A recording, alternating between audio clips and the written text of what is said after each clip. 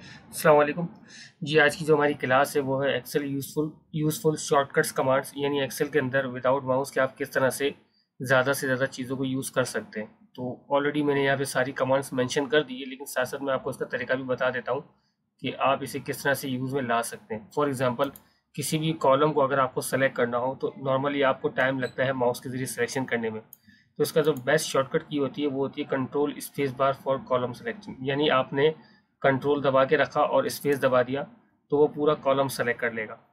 इसी तरह अगर आप यहाँ पे खड़े हुए कंट्रोल स्पेस बार, यानी कंट्रोल दबा के रखना है और स्पेस बार प्रेस करना है, तो देखिए पूरा इसने एंड तक जितना भी आपका काम जा रहा हो सारा कॉलम सेलेक्ट कर लेता है। क्लियर। इसी तरह ये कंट्रोल स्पेस बार कमांड थी आपकी। उसके बाद आते हैं शिफ्ट स्पेस बार, यानी कि अगर आप पूरी रो सेलेक्ट करवाना चाह रहे हैं तो आपने शिफ्ट का बटन दबा के रखा और स्पेस बार दबा दिया तो ये पूरी रो सेलेक्ट कर लेगा। इसी तरह ये रो सेलेक्ट करवाना चाह रहे हैं शिफ्ट स्पेस बार, तो शिफ्ट के साथ जब भी आप स्पेस का बटन दबाएंगे दोनों को एक साथ, तो ये आपकी पूरी रो को सेलेक्ट करवा लेगा। उसके बाद दिया हुआ है कंट्रोल शिफ्ट स्पेस बार, यानी आपने यहाँ पे क्लिक किया कंट्रोल शिफ्ट और आपने स्पेस बार दबाया तो जितना आपका डेटा यहाँ पे मौजूद था एंड तक वो सारा के सारा ये सेलेक्ट कर लेगा। यानी कंट्रोल शिफ्ट और दोनों को दबाकर फिर स्पेस बार का बटन एक बार प्रेस करेंगे आप तो आपका सारा डेटा ये सेलेक्ट कर लेगा। तो ये सिर्फ आपकी सिलेक्शन के लिए यूज़ होती है कमांड। उसके बाद आपके पास दिया हुआ है control arrow for first cell, यानी अगर सपोज करें कि आपका काम बहुत ज़्यादा है और आप किसी एंड कॉलम में जाना चाह रहे हैं तो आप टॉप पे आकर कंट्रोल प्रेस बटन दबाएंगे और डाउन एरो, यानी जो एरो नीचे की तरफ बना हुआ होता है, जैसे इसे प्रेस करेंगे तो देखें सबसे एंड में ये आपका कर्सर आ गया। इसी तरह कंट्रोल अप का आप कर्सर दबाएंगे तो टॉप में आ जाएगा, लेफ्ट दबाएंगे तो फर्स्ट पे आ जाएगा और राइट का प्रेस करेंगे तो ये एंड में आ जाएगा। इसी तरह कंट्रोल के साथ अगर आपने शिफ्ट भी दबा के रखा तो अब ये सिलेक्शन के लिए इस्तेमाल होगा कि पूरी कॉलम सेलेक्ट करना है एंड तक और पूरी रो सेलेक्ट करवानी है। यहाँ पे आपके पास जहाँ आप खड़े हैं कंट्रोल शिफ्ट डाउन एरो आपने प्रेस किया तो कॉलम सेलेक्ट हो गया और राइट एरो प्रेस किया तो रो सेलेक्ट हो गई। अगर आप नीचे खड़े होते तो इसी तरह आप कंट्रोल शिफ्ट और अप एरो यानी ऊपर वाला एरो प्रेस करते तो ये पूरा कॉलम सेलेक्ट कर लेता। तो ये कमांड आपकी यूज़ होती है कॉलम सेलेक्ट करवाने के लिए। Control plus arrow first cell के लिए और लास्ट सेल के लिए और control shift allow for all selection के लिए। इसी तरह फिर मज़ीद हम आते हैं, अगर सपोज करें कि आपको ये कस्टमर शुरू में चाहिए और डेट आपको बाद में चाहिए। अब इस कस्टमर को यहाँ से सेलेक्ट करने के बाद कॉपी करवा के भी रख सकते हैं, कट करवा के भी रख सकते हैं, दोनों के लिए सेम कमांड है। सिर्फ फ़र्क इतना होगा कि कट के टाइम पे आप कंट्रोल एक्स प्रेस करेंगे और कॉपी के टाइम पे कंट्रोल सी। फॉर एग्जांपल हमने यहाँ से कंट्रोल शिफ्ट और डाउन एरो सेलेक्ट किया तो पूरा सिलेक्शन हो गया। आपने प्रेस किया कंट्रोल एक्स यानी कट करने के लिए। अब जिस कॉलम में आप ये डेटा लेके जाना चाह रहे हैं तो आप कर्सर वहाँ पे लेके गए और कंट्रोल प्लस का बटन दबा दिया। तब हुआ ये कि जो कस्टमर आपका यहाँ पर आ रहा था वो चला गया पहले कॉलम में। दोबारा देख लें, आपने पूरा कॉलम सेलेक्ट करवाया कंट्रोल एक्स यानी कट करने के लिए और जहाँ पे आप इसे लाना चाह रहे हैं वहाँ पर आकर आप कंट्रोल प्लस, तो विदाउट किसी कॉलम को छोड़े हुए वो एक कॉलम को दूसरे कॉलम में ट्रांसफर कर देगा। इसी तरह अगर आप यही कॉलम शुरू में भी लाना चाह रहे हैं तो आपने कंट्रोल सी प्रेस किया और आप यहाँ पर क्लिक करके कंट्रोल प्लस दबा देंगे। अच्छा, सिलेक्शन नहीं रखनी आपने, कंट्रोल प्लस आपने दबा दिया, दोबारा सेलेक्ट कर लेते हैं वो सिलेक्शन। आपने सेलेक्ट किया कंट्रोल सी और कंट्रोल प्लस।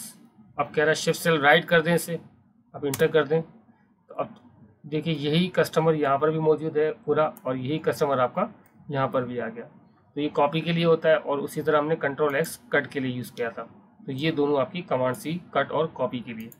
उसके बाद आते हैं कंट्रोल प्लस ऐड रो, यानी सपोज करें कि आप इस कॉलम के दरमियान में कॉलम का इजाफा करना चाह रहे हैं तो आपने यहाँ पे कंट्रोल स्पेस बार यानी पूरा कॉलम सेलेक्ट करवाया और कंट्रोल प्लस दबा दिया तो यहाँ पे ये कॉलम ऐड कर देगा।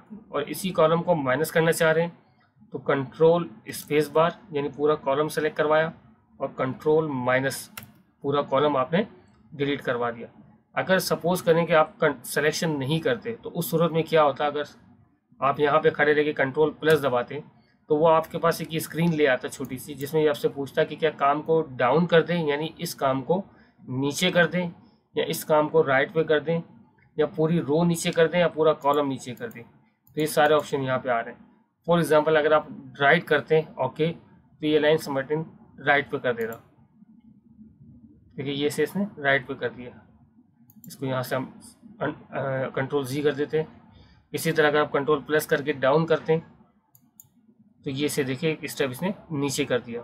इसी तरह कंट्रोल प्लस आप रो करते तो पूरी रो नीचे आ जाती, और कॉलम करते तो पूरा कॉलम आगे चला जाता। तो ये कीबोर्ड के ज़रिए कंट्रोल प्लस के ज़रिए आप यहाँ से सारी कमांड यूज़ कर सकते हैं। और इसी तरह जैसे मैंने कंट्रोल माइनस बताया कि फॉर एग्जांपल आपने कंट्रोल प्लस के ज़रिए काम को नीचे कर दिया, डाउन कर दिया, और इसी तरह काम को दोबारा ऊपर लाना चाहते तो वहीं पर खड़े रहते हुए कंट्रोल माइनस किया आपने और शिफ्ट सेल अप कर दिया। शिफ्ट सेल अप यानी कि उस काम को ऊपर लेके आ जाए।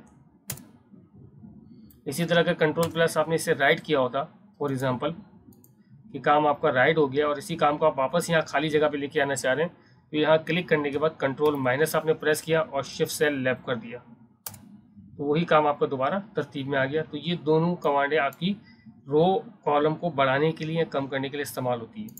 उसके बाद आते हैं आपके पास अल्ट इक्वल फॉर सम। अगर सपोज करें आप इस सब का सम करना चाह रहे हैं तो इसका शॉर्टकट की होता है, आपने अल्टर प्रेस किया और इक्वल दबा दिया। जैसे आपने अल्टर इक्वल दबाया इसने ऑटोमेटिकली यहाँ पर सबको सम कर लेना है। क्लियर। अगर इसी तरह आप यहाँ पे रो में खड़े होते तो यहाँ पर भी यही प्रोसेस होता। क्योंकि बीच में ये कॉलम ऐड हो गया तो हम इस कॉलम को बीच में से एक बार यहाँ से सेलेक्ट कंट्रोल एक्स और यहाँ पे रख देते हैं वापस। अब देखें, अब हम यहाँ पे जब अल्टर इक्वल दबाते हैं तो जहाँ तक हमारे पास नंबर आ रहे हैं वो सारे इसने सम करवा लेने थे। लेकिन आप चाह रहे हैं कि मुझे रो वाइज भी सम चाहिए और कॉलम वाइज भी, यानी इस तरह भी मुझे इसका यहाँ पर टोटल चाहिए। और अगर ये टोटल मैं यहाँ से रिमूव भी कर देता हूँ, मैंने कहा मुझे चारों क्वार्टर का यहाँ पर भी टोटल चाहिए और ये टोटल मुझे नीचे भी चाहिए। तो उसका तरीकाकार आप इसको सेलेक्ट करते हैं इस तरह से, अल्टर इक्वल दबाते, तो देखिए ये 702 यहाँ पर आ रहा था आपका, ये इसने यहाँ पे प्लस करवा के लिए आया, और इसी तरह यहाँ पर जो आ रहा था टोटल आपका वो उसका नीचे प्लस लिया, यानी यहाँ पे फार्मूला भी इसने शो करवा दिया। तो ये आपका था अल्टर के ज़रिए इक्वल दबाकर सम करवाने का प्रोसीजर। उसके बाद दिया हुआ आपके पास auto number. Auto number normally तो लोगों को पता ही होता है, लेकिन फिर भी एक बार मैं रिपीट कर देता हूँ यहाँ पे जिन्हें नहीं पता उनके लिए, कि अगर सपोज करें आपने लिखा 1 2 और 1 2 आप यहाँ से इसे सेलेक्ट करके ड्रैग करके जहाँ तक लेते हुए जाएंगे तो ये साइड पर आपको बता भी रहा है कि कहाँ तक आपको नंबर लेके जाने, 20 तक लेके जाने, तो ये आपके सीरियल नंबर आ गए। इसी तरह अगर आप इवन नंबर लेके जाना चाहते हैं तो इवन नंबर के लिए आपको सिर्फ 2 4 लिखना था।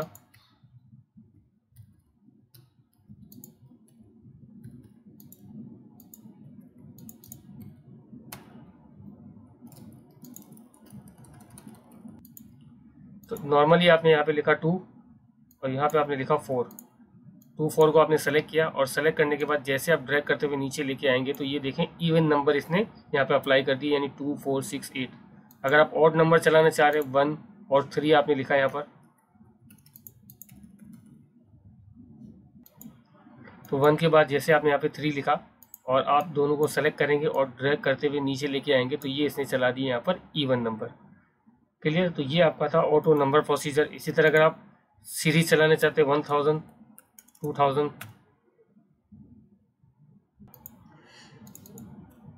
2000 आपने लिखा यहाँ पर, जी यहाँ पर ये चला गया आपका किसी और शीट में,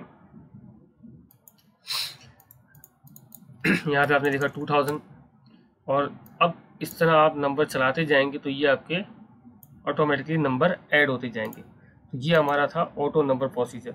उसके बाद दिया हुआ ऑटो डेज। डेज मतलब यानी कि अगर आपने फॉर एग्जांपल लिखा मंडे, तो आप जैसे ही यहाँ से मंडे को नीचे ड्रैग करते हुए लेते हुए आएंगे तो ये आपका ऑटोमेटिकली दिन चेंज करता जाएगा। इसी तरह अगर फॉर एग्जांपल आप लिखते हैं जनवरी फरवरी या मार्च, इस तरह पूरा लिखना पड़ता है, लेकिन आप इसे ड्रैग करते हुए नीचे लेके आएंगे तो ये आपके ऑटोमेटिकली यहाँ पर ईयर्स वगैरह सब लिखे हुए आ जाएंगे। जैसे फॉर एग्जांपल 2001 2002 आपने इसे सेलेक्ट किया, नीचे लेते हुए आ गए तो ये सब नंबर खुद ब खुद ईयर्स वगैरह ऐड करता जाएगा।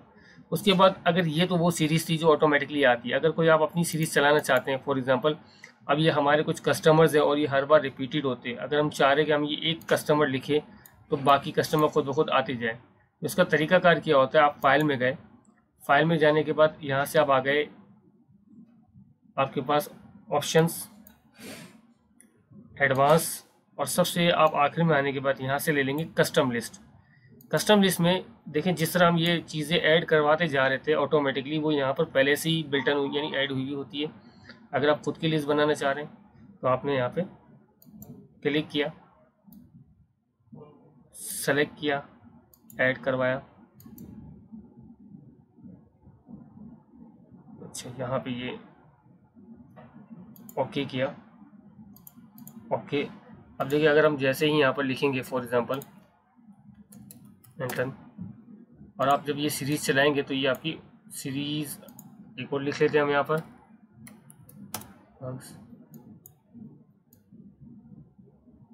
अच्छा, ये अभी ऐड नहीं हुई है, हम दोबारा कर लेते हैं इसे। ऑप्शन में आप आए, यहाँ से आप आ गए एडवांस, सबसे आखिर में आप आए यहाँ पर एडिट कस्टम लिस्ट, और ऐड पे क्लिक किया आपने। इंपोर्ट फ्रॉम कस्टम लिस्ट, आप कस्टम लिस्ट इंपोर्ट करवाना चाह रहे हैं तो यहाँ से आप क्लिक करके इसे इंपोर्ट भी करवा सकते हैं। हमने इंपोर्ट पे पहले क्लिक नहीं किया था।